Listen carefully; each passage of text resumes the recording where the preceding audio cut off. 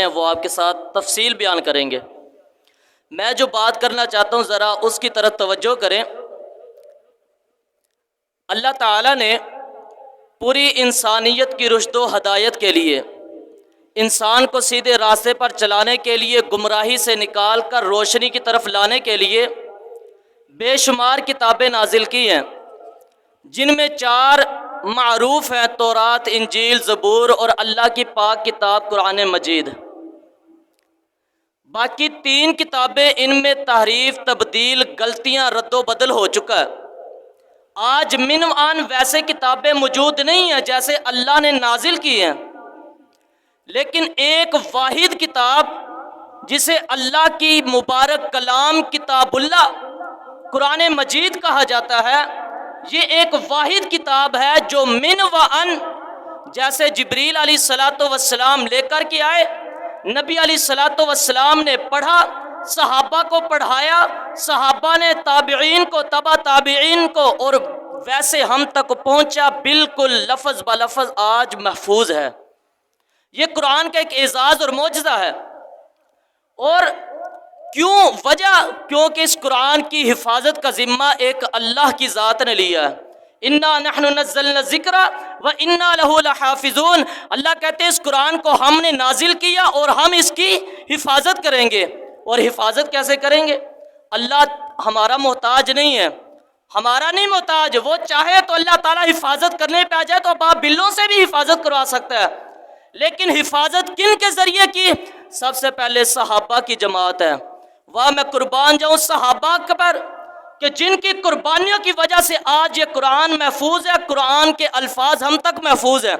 اور صحیح بخاری کی حدیث، نبی علیہ الصلاۃ والسلام میدان بدر ہے، ایک طرف کفار کا لشکر، ایک طرف صحابہ کا لشکر ہے، تلواریں چل رہی ہیں، گردنیں کٹ رہی ہیں، صحابہ شہید ہو رہے ہیں، ایک طرف نبی علیہ الصلاۃ والسلام ہاتھ اٹھا کر رب سے دعائیں کرتے ہیں، اللہ یہ 313، اللہ یہ کمزور، اللہ یہ کم تعداد میں یہ صحابہ کی جماعت، اگر اللہ آج ان کی کانڈ لگی، اللہ اگر یہ کمزور پڑ گئے، اللہ اگر یہ صحابہ ناکام ہو گئے تو دنیا میں تیرا دین نہیں پہنچ سکتا، اللہ دنیا میں تیرا نام لینے والا کوئی نہیں ہوگا، اللہ دنیا میں یہ کتاب پڑھنے والا کوئی نہیں ہوگا۔ اللہ ان کی حفاظت فرما، اللہ ان کو فتح نصیب فرما، اللہ ان کو کامیابیاں دے۔ اللہ نے اس وقت صحابہ کی مدد کر کے پوری دنیا کو بتایا، لوگوں اگر صحابہ کی قربانیاں نہ ہوتی تو تم تک قرآن نہیں پہنچتا، یہ صحابہ نے قربانیاں دی تو ہم تک قرآن پہنچا۔ لیکن افسوس ہم پر اور ہمارے نوجوانوں پر، ہمارے معاشرے پر، ہمارے حکمرانوں پر اور ہمارے بڑے بڑے لوگوں پر کہ ان صحابیوں نے قربانیاں دی، اپنے جانوں کا نذرانہ دیا ہم تک دین پہنچانے کے لیے۔ آج ہماری مائیں بہنیں کی عزتیں محفوظ ہیں صحابہ کی قربانیوں کی وجہ سے، آج ہم تک اسلام دین شریعت پہنچا ہے صحابہ کی قربانیوں کی وجہ سے۔ اللہ کی قسم اگر صحابہ قربانیاں نہ دیتے، بچے ذبح نہ کرواتے، ہم تک یہ قرآن نہیں پہنچتا، ہمیں یہ اعزاز نہیں ملتا، آج ہم قرآن کے حافظ نہیں بنتے اگر صحابہ نے قربانیاں نہ دی ہوتی۔ لیکن ہم نے کیا صلہ دیا صحابہ کو؟ ہم نے کیا دیا صحابہ کو؟ آج گستاخ صحابہ زندہ ہیں، دن بدن صحابہ کی گستاخی ہوتی ہے اور ہم خاموش۔ چلو ہم اور نہیں کر سکتے، اگر ہم ان کی زبانیں بند نہیں کر سکتے، ان کے خلاف ہم بیان نہیں دے سکتے، کم از کم اللہ نے ہمیں یہ زبان دی ہے جہاں ہم مال و دولت کی حفاظت کے لیے، اپنے بچوں کی حفاظت کے لیے، اپنے گھر بار کی حفاظت کے لیے اللہ سے دعا کرتے ہیں، اللہ میرے بچے کی حفاظت فرما، اللہ ہمارے گھر بار کی حفاظت فرما۔ ہم جہاں اپنے بچوں کے لیے حفاظت کی دعا کرتے ہیں، کیا صحابہ کی عزت و ناموس کے لیے دعا نہیں کر سکتے؟ اللہ سے یہ تو کہہ سکتے اللہ ہم کمزور عاجز بندے، ہم ان گستاخوں کی زبانیں بند نہیں کر سکتے، اللہ تو بڑا قوی ہے، اللہ تو علی کل شیء قدیر ہے۔ اللہ جہاں ہمارے بچوں کی حفاظت کرنی، اللہ وہاں صحابہ کی عزت و ناموس کی بھی حفاظت فرما۔ چلو ہم اور صحابہ کو صلہ نہیں دے سکتے، کم از کم اپنے بچوں کا نام ابو بکر، عمر، حضرت علی، حسن و حسین تو رکھ سکتے ہیں نام، ہم وہ بھی نام نہیں رکھتے۔ چلو اور نہیں، کم از کم اپنے بچوں کو قرآن کی تعلیم تو دے سکتے ہیں، اور نہیں اپنے بچوں کو حافظ قرآن تو بنا سکتے ہیں۔ لیکن افسوس ہے آج کے نوجوانوں پر، اور بالخصوص آج کی مائیں بہنیں اور والدین پر، کہ ہم نے اپنے بچوں کو ہر تعلیم دی لیکن نئی تعلیم دی تو قرآن کی تعلیم نہیں دی۔ میں یہ بات جذبات میں نہیں کہہ رہا، ذرا اپنے گھروں میں نگاہ ڈالیں، سوچے سمجھے بھلا۔ آج کوئی ایسا گھر دکھا دے جس میں کوئی بچہ سکول و کالج میں پڑھنے والا نہ ہو، کوئی گھر دکھا دو۔ لیکن جاؤ پورے گاؤں کا ذرا نظر دھراؤ، کوئی ایک ایسا گھر دکھا دو سوائے چند کے کہ وہاں پر حافظ قرآن موجود ہو۔ کوئی ایک گھر دکھا دو سوائے چند کے۔ کیا معاملہ؟ وجہ ہم نے قرآن کو چھوڑ دیا۔ جو صحابہ نے قربانیاں دے کر ہم تک قرآن پہنچایا، ہم نے اس کو چھوڑ دیا۔ بتاؤ اگر ہم آج قرآن کی حفاظت نہیں کریں گے، قرآن کو یاد نہیں کریں گے، قرآن کی حفاظت کا ذمہ خود نہیں اٹھائیں گے، تو ہمارے بچوں تک، ہمارے بڑوں تک اور ہماری نسل تک قرآن کون پہنچائے گا؟